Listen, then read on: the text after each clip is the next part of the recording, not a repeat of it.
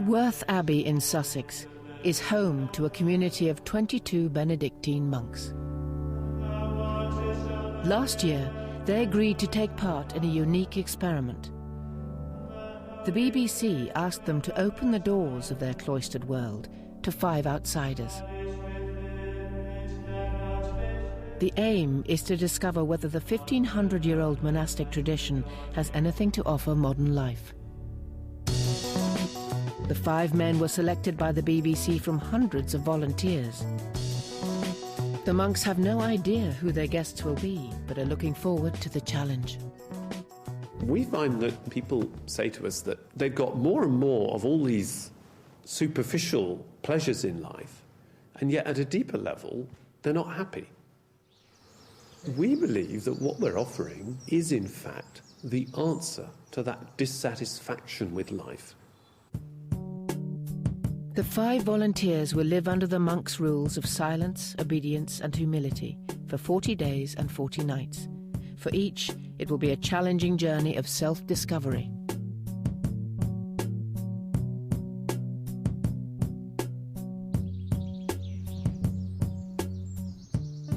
Volunteering to spend 6 weeks in a monastery is not to be taken lightly. Good to meet you. Hi, good to meet you, Tony. Each of those selected has his own particular reason for wanting to be here.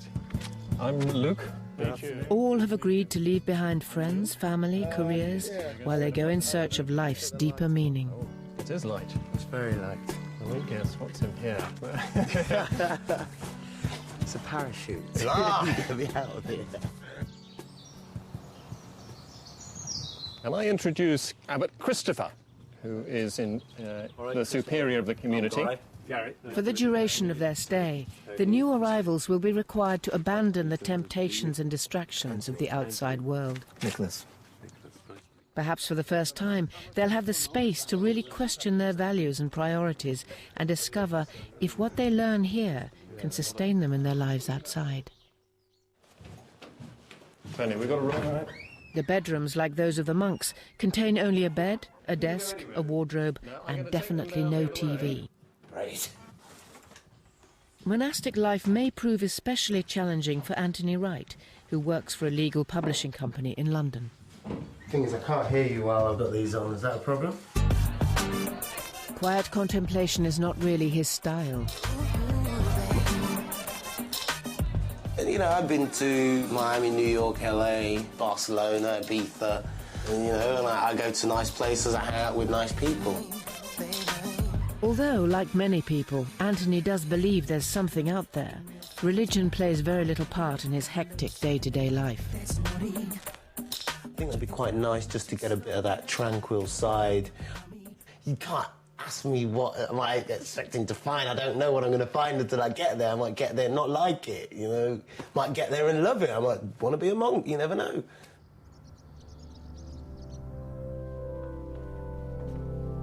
During their stay, the group will undertake a crash course in monastic living, devised by the abbot and his community. Daily sessions will introduce them to the principles of Benedictine life. They will also be expected to join in the daily routine, eating with the monks, working with them, and praying with them 6 times a day. If you just follow that route, there'll always be something you pick up here. But their biggest test may be learning, as all monks must do, how to live harmoniously with complete strangers. Something Peter Griffith hasn't had to do since national service. A retired teacher and published poet from Bristol, Peter rejected organised religion in his youth.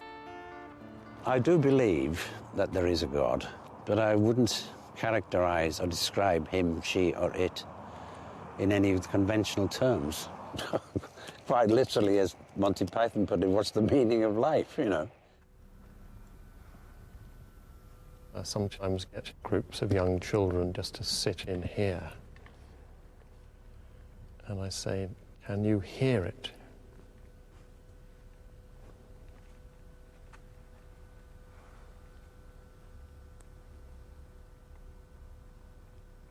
It's called silence.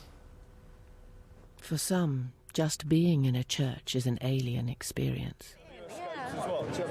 Tony Burke is 29 and from Essex. I don't come from a religious background, so I think it's fair to say that I don't believe in God. Most of his working life has been spent in the world of advertising, until recently. He's now producing trailers for a sex chat line. I don't really consider myself working in the sex industries, really. I mean, it's just something I'm doing at the moment, and everyone wins. I don't have any kind of moral hang-up on it at all. Just keep your mouth nice and moist. If I can learn anything from this, it would be what is good and what is bad.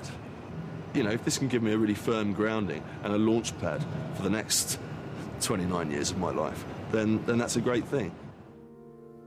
There are 6 times a day when we come together as a community to pray. They vary from 10 minutes to 30, 35 minutes. Part of it is to get into the rhythm of the prayer, and we'll see how you get on with that. Obviously, perhaps the most surprising candidate to volunteer for a stint in a Roman Catholic monastery is Gary McCormick. I was born in Northern Ireland, and I always liked the Protestant side of things, and when I was 18 I joined the UDA. I joined it more to be accepted than to actually be involved in the Troubles. His time with the paramilitaries led Gary to spend much of his early life in prison. 12 years on, he still carries the emotional scars. And really homing in on these things of distrust, these things of fear, these things of rejection, I can really deal with it once and for all. After their tour of the Abbey Church, the new arrivals meet the community over Sunday dinner. It's the only meal of the week during which the monks are permitted to drink alcohol or speak. So obviously none of you are married in a physical sense. No, we wouldn't be. You wouldn't be able to if you wouldn't be able to join a monastery if you're married. You've got to be single. When you first come to a monastery, you haven't met the people before, just like you today. Yeah. So you have to try and live together. You must get monk rage, surely. Monk rage. Actually, you do occasionally get monk rage, but they're quite good at handling it. You experience monk rage from Hugh. Hugh, yes, threw me over the hedge. He threw you over the hedge? Yeah. Right. I'll try not to throw you over the hedge. Nicholas Buxton is the only member of the group with any experience of monastic life, but that was spent with Buddhist monks in India. Now a PhD student at Cambridge, Nick has been on a spiritual search for the last 10 years. Initially drawn to Buddhism, he has since returned to his Anglican roots. I go to church quite frequently, but a part of me doesn't believe in what I'm doing. Everything is, an intellectual argument rather than just a matter of faith and practice. And there is the sense that it's taken the sort of heart out of it, and I would like to put the heart back into it. Like all Benedictine monasteries, life at Worth is based on the rule of St. Benedict. It was written early in the 6th century as a practical and spiritual guide to monastic living. So here are all the members of the Worth community that have ever been. What does the DOM mean all the time? The Dom? Okay, good. Dom is the traditional way of calling a Benedictine monk. Oh, is and it? It's the short version of Dominus, which is the Latin word for Mister. All right. As in Dom Perignon. As in Dom Perignon, well said. Yeah, there's a man who... What you don't know... Champagne lifestyle. What is the Champagne lifestyle? Of course, that's where monks meet Champagne lifestyle, is in Dom Perignon, because Dom Perignon was a Benedictine monk. The first word of Benedict's rule is listen, and silence is a key part of monastic life. At 9:30 every night, the community goes into the summum silentium, or greater silence, which lasts until after breakfast the following morning, and which the new arrivals will be expected to observe.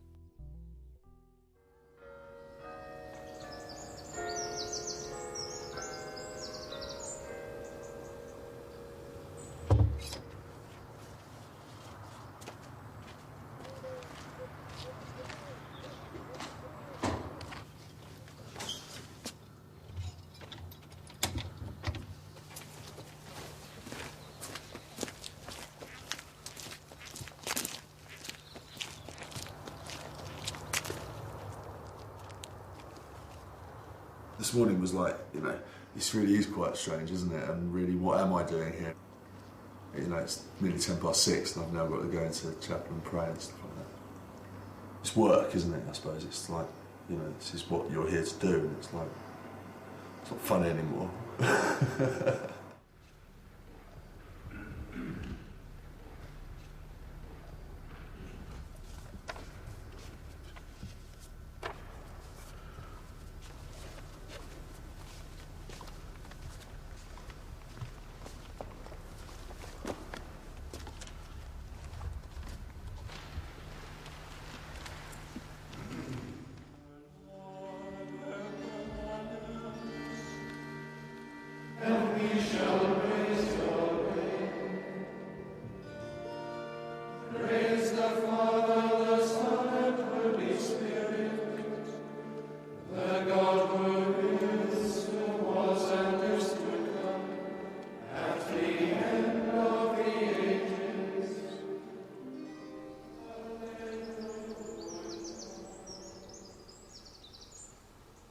Lord's, the second service of the day, is only half an hour away. Time that is spent in silent contemplation.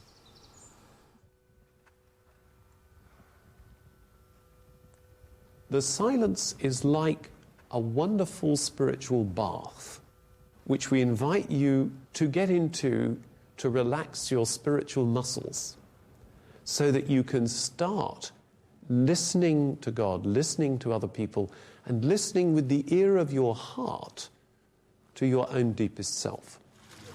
Even the walk from church to breakfast in the refectory should be conducted in silence. I must apologise, I missed the second service. Let me leave you in. Thank you.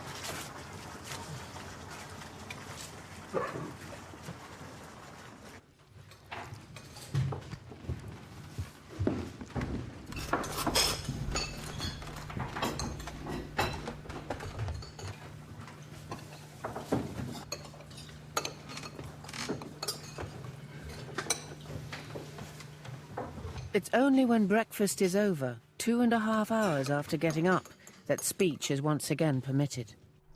Basically what the company does, they sell live sex chats off the screen. You can text big boobs to 8499 and stuff like that. Bit of girl-on-girl titillation. There's no blokes involved, it's just lipstick lesbian stuff. Oh, well, not a bad job, is it? No, I've had worse. You do need a break from it. Will you come to the right place? You'll not see anything like that, will you?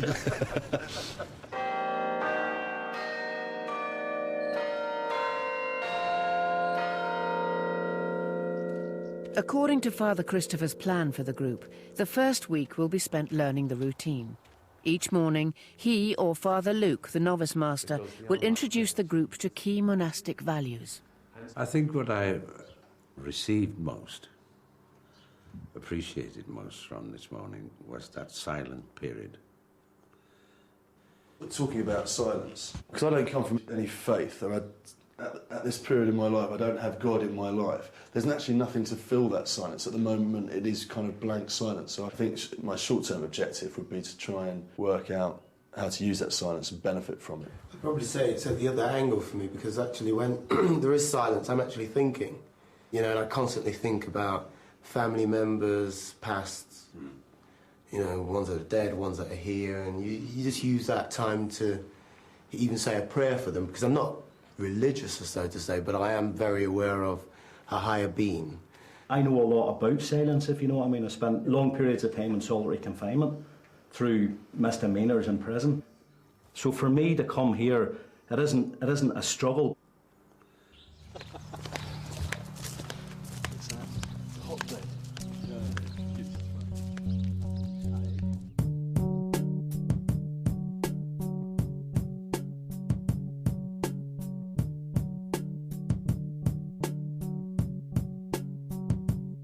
After midday prayer and lunch in silence, just half an hour is set aside for recreation.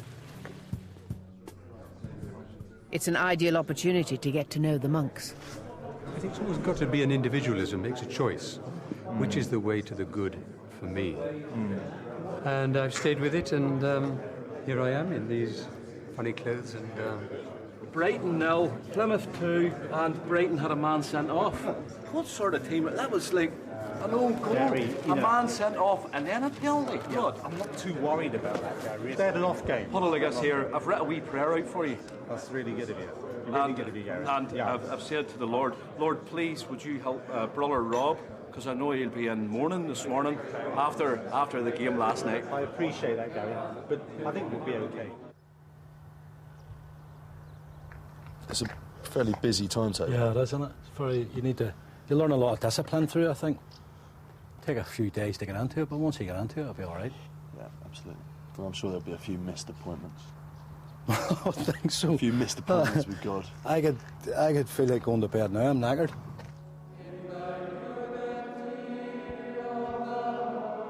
By the time the men head back to church for a public mass at 5:30, they're beginning to get a sense of the challenge that lies ahead of them. Mass is followed by another half-hour silence before Vespers, and finally dinner.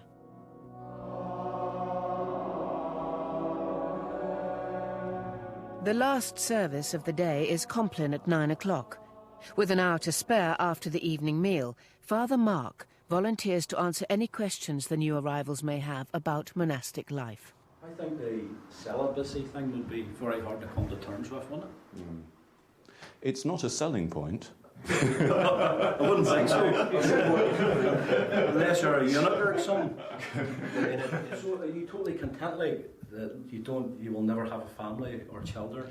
I don't think you could ever say, well, I would never say that that is a state of contentment. Obviously it's a denial, but it's not about saying there's something wrong with marriage, something wrong with family, something wrong with physical sexuality. It's about saying there is something greater in the future, and for the sake of something greater in the future, it's worth making a sacrifice of something now. So how many of the monks would you say were, or is that a personal question? That depends what was in the blank that you didn't fill. Nicely picked up on. I was hoping you were going to fill in the blank. I think it's fair to say that's a question we don't usually ask one another. Okay. 15 hours and 5 services later, and the group is approaching the end of its first full day in the monastery.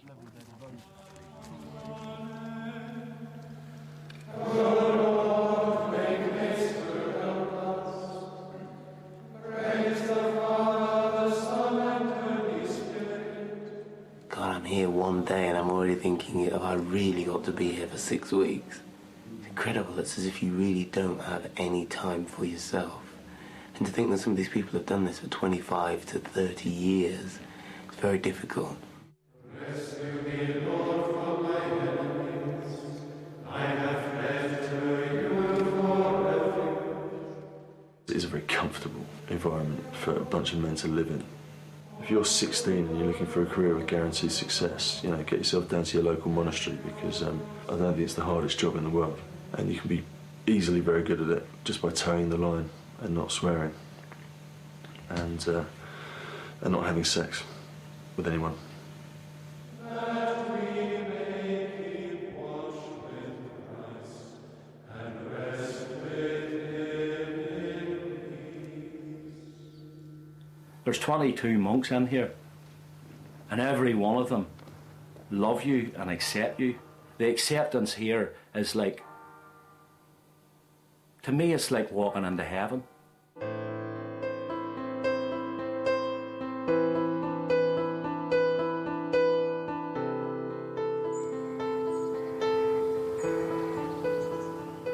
Having already attended 2 services before breakfast, Nick makes the most of the silent time.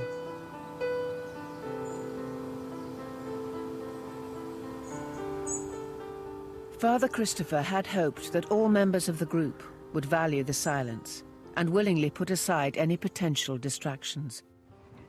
Okay. Yeah, well, you could do that. You could just... But for those unused to it, too much silence can be unsettling. Well, I'll text it to you, yeah? All right, then, darling. All right, then. Okay, then, bye. You're supposed to listen to that in your room. All right, yeah. Part of the rule. Yeah, that's right. Well, no. What's that say? I'm trying to put on for a minute. Yeah, where's the go button? I've done one. 2 That's 2 minutes. minutes. No, 1 minute. Starts. Starts that one. Okay. Go.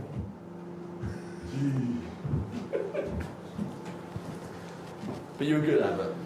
Terrible coffee maker. Yes. A good abbot. What have you got? You're trying to pass me £5? It's money, Father. We use it on the outside. We exchange it for goods. Today's session of religious instruction is all about learning how to interpret the Bible and engage with what lies behind the words. The monastic tradition doesn't want to see the Bible as a book of answers.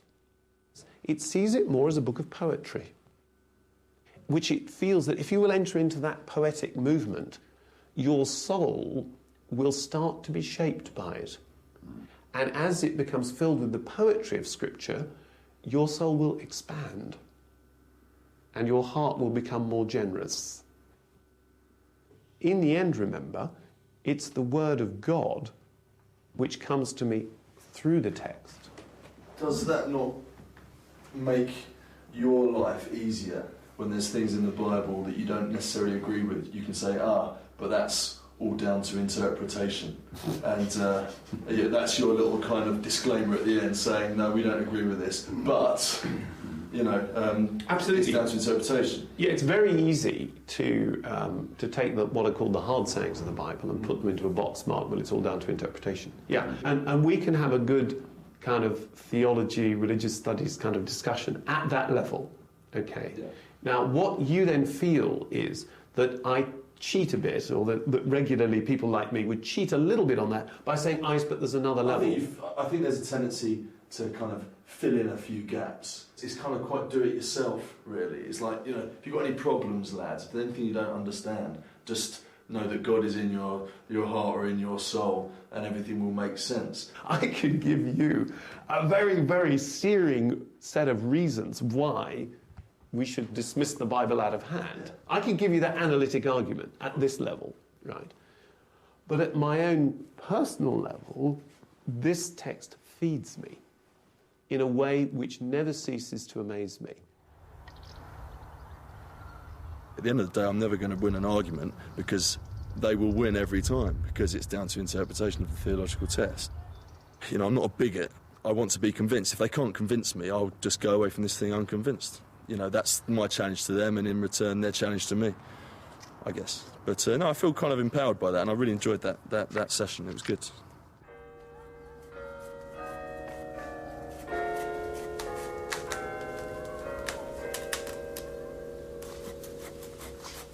Every afternoon, the monks change into civvies for manual work around the estate. Tony and Gary are supervised by Father Bede. Damocles' sword, isn't it? I think Tony's at the moment at a very normal contemporary place. Namely, he's got a lot of ideas, a lot of questions about whether there's more to life than what he's currently doing, about whether religion's got something to say to him, and he's got 101 objections and questions regarding spiritual and religious life. And that at a certain point he has to make a choice as to whether the insights of the human heart are going to come first and the questions later, or whether the questions are going to come first so that in a way he never gets to the insights of the human heart. So this is going to be interesting to see how monastic life might or might not help Tony to get to the heart of the business. While Tony and Gary cut back trees, Anthony and Peter are gardening with Father Patrick. Yeah, there's just something about sort of working with your hands and your feet and every other bit of you. That's it's more wholeness. It's good for the whole person. Yep. And we do it every day of the week, every day of the year, just like the monastic life. Do the same thing over and over again. It's like a drug, isn't it? When you're in the city and you're familiar with a routine, when that stops, it's like coming off it. It's a come down, isn't it? I think that was happening yesterday, basically, when I was like, God, what's going on here? This is like, is this real? But today I kind of realised and thought, well, OK, I can feel the rhythm of it here, basically. I'm quite fascinated to know what's behind it or what makes them tick, what made them in the first place come into it. Because, I mean, coming into somewhere like this at 21, It's got to be a big step in your life. I mean, what else was you doing that would make you be so bored that you want to come here, basically? Well...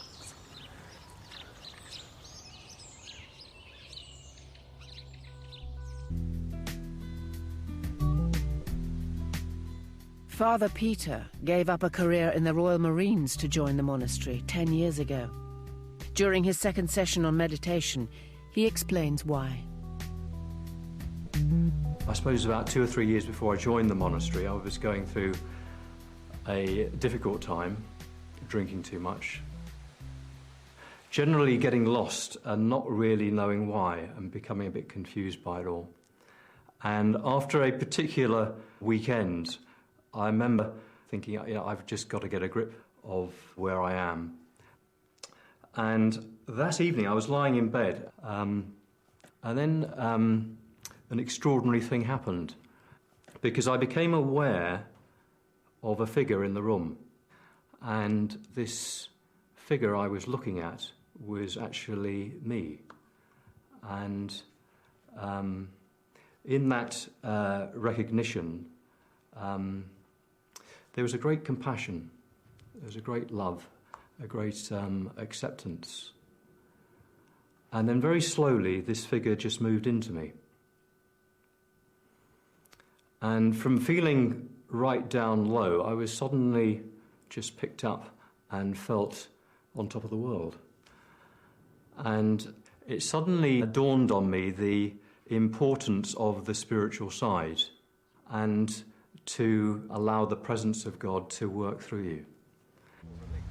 Hearing that even monks can struggle to like themselves and that God can provide the answers inspires Gary to begin sharing some of his past.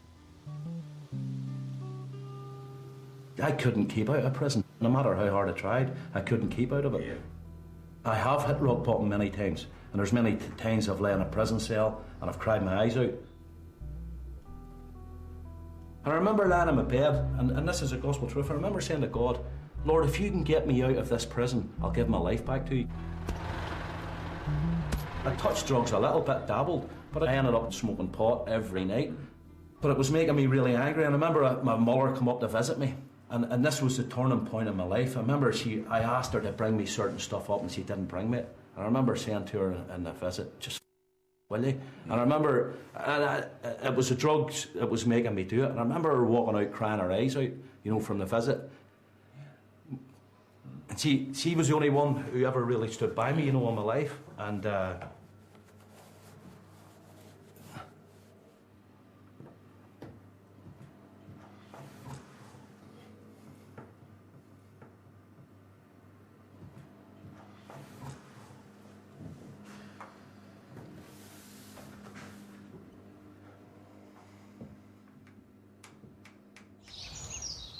It was during one of his many stays in prison that Gary says he found God.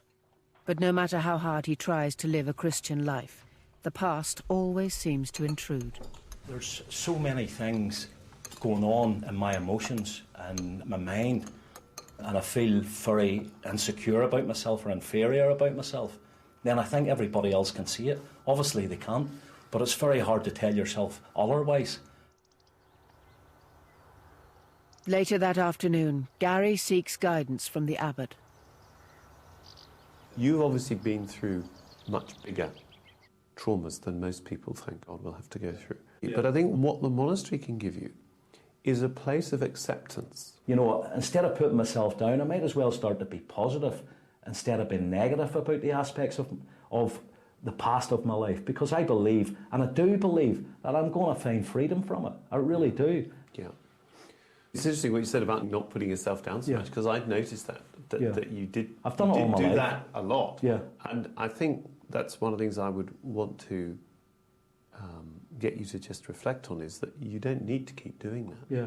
Because one of the things that living in a community teaches you is that everybody has got some particular aspect of themselves that pulls them down.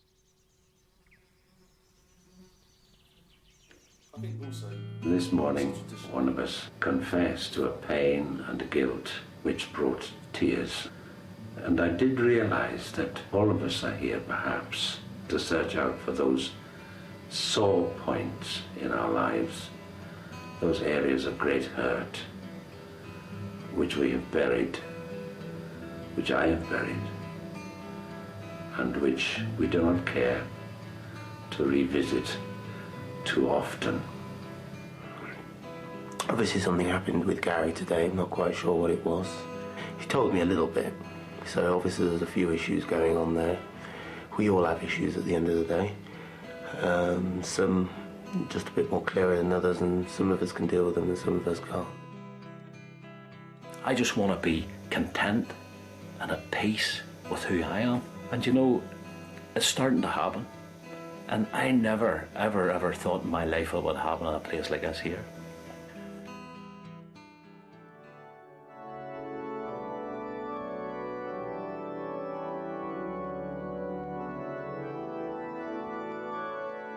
Although not everyone is ready to be as open and honest as Gary, Tony has realised that if he too is to get the most out of his time in the monastery, he will need to face up to his past. My partner made redundant from the advertising agency we were working for, so we got paid off and nothing came up for a while, and you know, I became increasingly despondent and I started drinking too much, and then that became a routine, and I found myself in a fairly dark place, entertaining some pretty dark thoughts, I suppose. I didn't want to carry on. I didn't want to physically occupy another single second or minute on the earth. I wanted somehow for the problem to be taken away. So I turned to my parents, you know, and they whisked me off to hospital, and within 24 hours I was, you know, in a safe place. It was just a rehab centre for drugs and booze. I'm more willing to talk about it because things are changing for me in this place. But, you know, I'm a grown man and I should be able to face up to my responsibilities. And, you know, if I can't handle my drink, then that's just something I need to adjust in my life.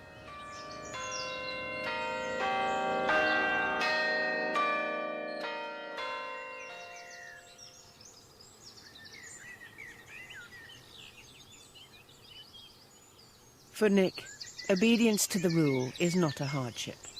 Well, this is a spot I've chosen in the monastery, and I usually come here before the first office, at about 6. I'll come here about 6 o'clock and just walk up and down gently for about 15 minutes and then go into the church. I find the mornings are quite a good time for me to sort of chew things over, as the monks are telling us. We need to chew things over. For the rest of the group, the concept of obedience is proving more challenging. We're going to look for virgins and cigarettes in the nearest town.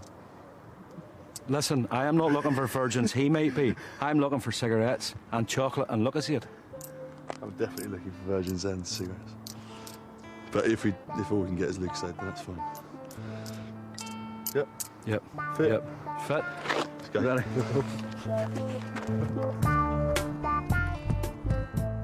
In the grand scheme of things, jogging down to the shops for treats, listening to Stevie Wonder's greatest hits on your personal stereo, or grabbing 40 winks instead of reading your Bible are minor misdemeanours. But to Father Christopher, these breaches of the rules represent a basic misunderstanding of what obedience, a core monastic value, is really about. I'm just suffering from total exhaustion. And I just seem to be dragging my rather limp bulk from one church to the next, to the next. I think the essence of it is it's tiring being obedient to somebody else's timetable. I haven't been that obedient. Well, we'll talk about it. Cool. Right, so are the chaps ready? Yeah, we're all done. Yeah. Are they next door? Mm-hmm. Good. Well, there's Anthony and me. Good. Father Christopher feels it's time to introduce the group to some of Benedict's more challenging ideas. If you look at the way St. Benedict writes his rule, it's very obvious that obedience, silence and humility are at the heart of what he thinks are the tools that monks use in order to respond to God's love. So let's just take the interesting practical example that Tony brought up this morning. Do you want to share that with us? What about running down to the shop? Yes. It didn't take a genius to work out that, I was doing wrong. I was disobeying, so I was indulging temptation. Yes, and another point Anthony just made? Not asking permission. So you feel indulging yourself, not asking permission. And I think the point to hang on to, though, is that it's not a discussion about whether or not chocolate is a good thing or a bad thing. It's not about that. It's to do with how you respond to your own impulses and how you allow yourself to be shaped by other people's lives, which is the permission thing. And this is the kind of depth at which Benedict's proposing it to us. And what he wants you to achieve is that inner freedom which says, well, my impulse is to go that way, but I'm being asked to go the other way, so I'll go the other way, because I want to be free from that impulse. And I think there is a bit around in contemporary society that thinks that I'm being able to indulge my impulses when I want is the peak of freedom. And what the rule is saying is, actually, no, there is a better freedom. And I think that's the challenge for you is this way of life going to help you to be true to yourself in a new way and find a new freedom? Or is it just going to stay at the level of, I'll follow the routine and occasionally make little trips out to sort of assuage the pain of that? And I think that's the challenge. No more trips to the shop? Oh, well spotted, Tony. For those in need of refocusing, Father Christopher's words have the desired effect. The wonderful thing about Benedictine life is that it's not like training an army. What we're saying is we want people to enter into this life gradually till it becomes their own way of life, their own values, and that it starts to change the way they approach other people, starts to change the way they approach themselves, life, and helps them to be more attentive to the needs of others and attentive to the voice of God.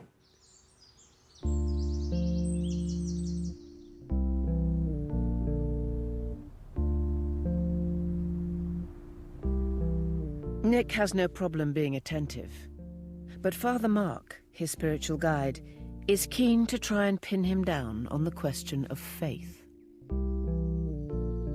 Within the way you see things right now, is God someone or something requiring translation?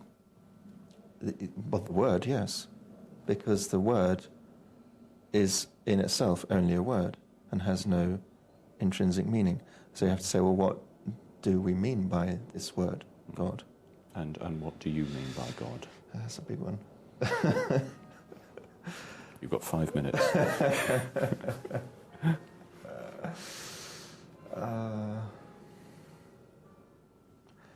You see, on a good day, see, if you say, do you believe in God? Well, first of all, I'll say, well, what do you mean by you, God, and believe? I can just about handle the do and in. That's a good refuge. And then I'll say, well, on a good day, yes. How you get from there to the God of faith is difficult. I prefer, being the kind of person I am, to just keep it simple, stay at that very abstract level. At the heart of what I see the Christian faith as being about is a simple statement that isn't simple about the Son of God incarnate. Now, I'm aware... it's a very not simple statement. It's a very not simple statement. But I'd like to ask you to look at that statement in what's done here, what's said here, what's sung here, what we've been doing today. Yep. Indeed. Because I think that's what we would say we're about.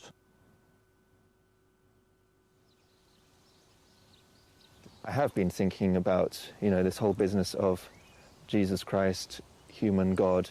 How do you kind of get your head around that? which of course is the heart of the Christian faith, and just happens to be the bit that I have the most difficulty with. What Mark is probably wanting me to do is actually stop sitting on the fence and come down one side or the other. And I've got used to sitting on the fence. And so I'm squirming a bit already.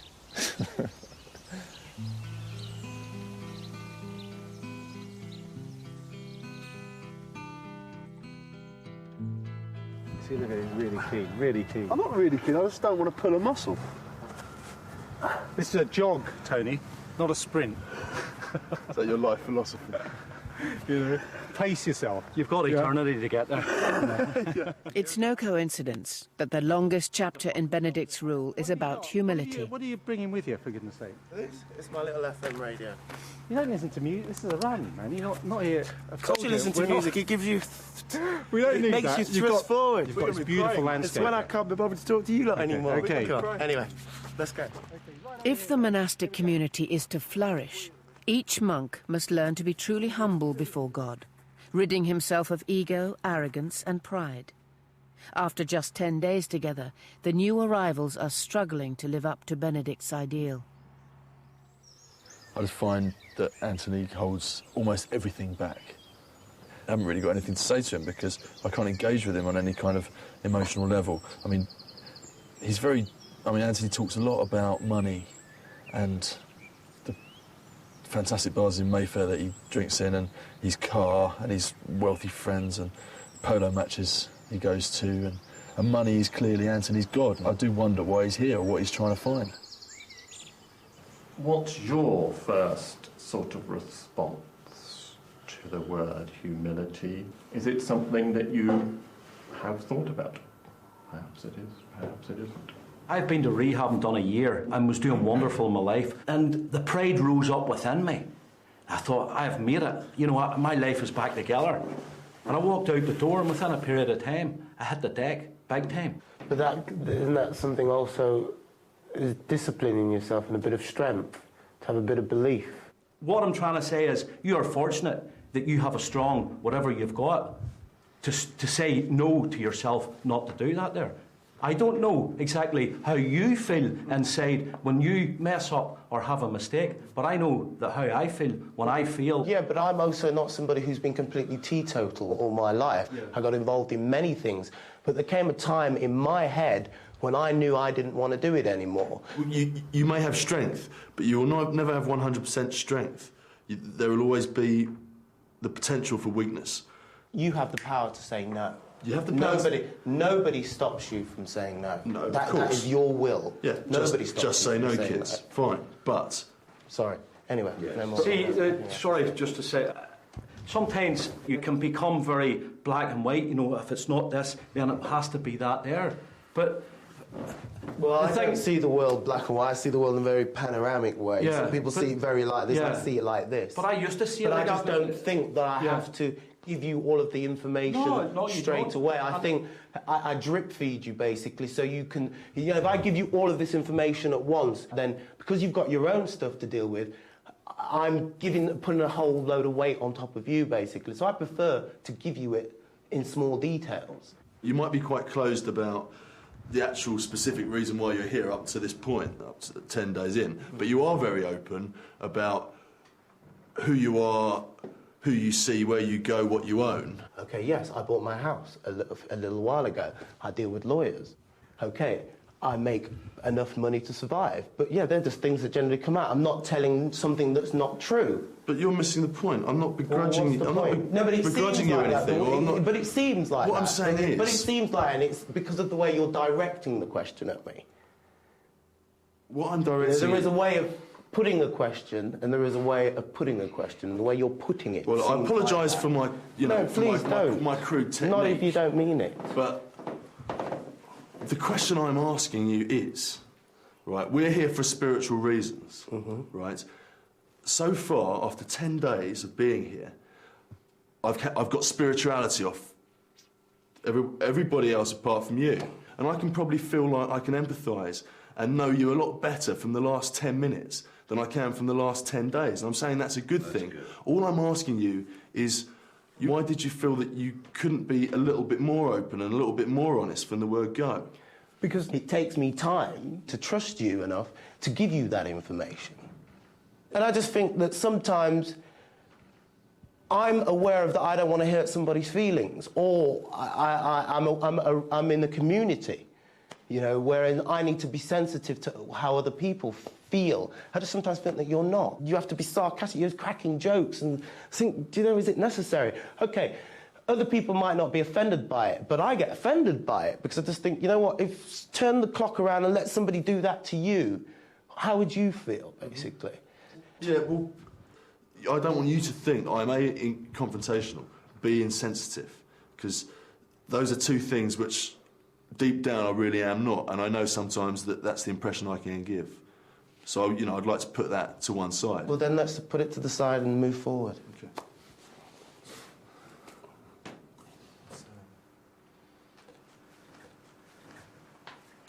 Drink of water after that. Humility. Well, it's interesting it came up in that context somehow. Somehow that was perhaps. And in a sense you want to just sort of carry on talking, and in a sense I just want to sit quietly, you know, and just say that was holy ground. That was holy ground. I know that I can walk into a room and try and take control and try and lead it from the first second. And I think there's a tendency that you know that you're doing it, but you can also feel that maybe you're getting away with it. Whereas he's seen that as just an expression of ego, and he's seen that as a negative thing and quite a self-absorbed thing in my character, which I secretly know to be kind of the truth, I suppose. So he did open up, you know, an old wound as far as kind of sussing me out a bit. Well, it's certainly a lesson in humility, which is ironically what the whole hour was about, you know. And if I'm gonna have to try not to be that domineering personality if I'm gonna learn any sense of humility at all. Despite having got his point across, Anthony is upset by the realisation of how others in the group see him. Today I was very sad. Sad? Yeah, I still feel it, actually. I actually didn't really want any part of this anymore, to be honest and truthful. I feel like at certain times in certain discussions I felt, is this an interrogation or is it a conversation? Because the conversation turns into an interrogation, and that's not what I'm here for. Right. It's not about confrontation. Well, you're not here to confront other people, but you might be here to face up to something in yourself. There's certain issues that are not major issues, but they obviously need dealing with, and sometimes they're issues for you. Well, yeah, they're issues that linger basically, and it's kind of. I think every so often it forms a gate for me. You know, I'm talking about my mother. I never had a great. You know, my mother wasn't there for me. She wasn't kind of. I didn't feel loved when I was a child. So I think most of my life I was always trying to find someone to love me, basically. And then at a certain point in my life I decided, you know what, I don't want to find anybody to love me anymore, because the only person who's going to love me is me. Sorry I talk a lot. No, this is good, because you're being very honest about how you're finding the process, you know, is affecting you, and it's obviously affecting you very deeply. And the process involving the other people is affecting you deeply. How does this relate to the process of the monastic life that's going on around this? Do you see a connection between these two at all? I think the only connection would be is that obviously there's 5 of us there, and the idea is for us to communicate and to get on with each other. Obviously, you know, I was very aware before I got in here there was going to be one person I didn't like, and there was going to be one person I did like. But who's the person who's going to teach you most? Well, I think probably that person. Which one? I think probably the person that I don't like. Yeah, because then it's for me to deal with them. Now, that may be a surprise to you, but it's absolutely central to what happens in monasteries.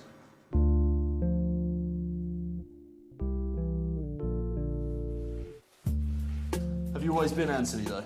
At school. People used to call me Jason. Right. When I left school, I used to hate the name so much that I decided to use my middle name. Right. Any individual setting out on a spiritual path needs to grow in self-knowledge. And the most real way we grow in self-knowledge is through seeing ourselves through the eyes of other people. Now, this means that any individual who is serious about being spiritual has to live in some kind of community. St. Benedict's adamant about that.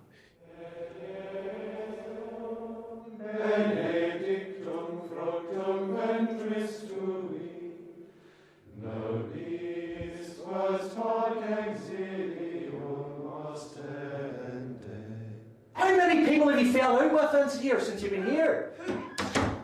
Who is that? You fell out with Tony. No, you fell out with me. That's two.